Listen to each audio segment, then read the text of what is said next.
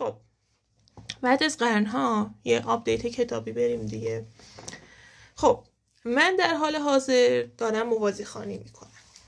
من از وقتی که یادمه بیشتر اوقات موازی خوانی میکردم، چون جزو اون آدمایی هم که خیلی زود خسته میشم، کسل میشم، و یا وقتی که دارم کتاب سنگین میخونم یا کتاب خیلی غمگینی میخونم سعی میکنم که موازی خوانی کنم. و اینجا ما 3 کتاب با 3 ژانر مختلف که این از اصول موازی خوانیه رعایت کردیم دارم موازی خوانی میکنم. اولیش که بلندی های بادگیره که با بچهای گروه داریم میخونیم، اواسط کتاب رو رد کردیم.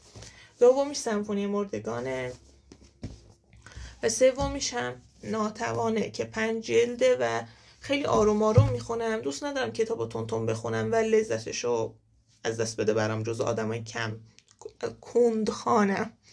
شما چی میخونید؟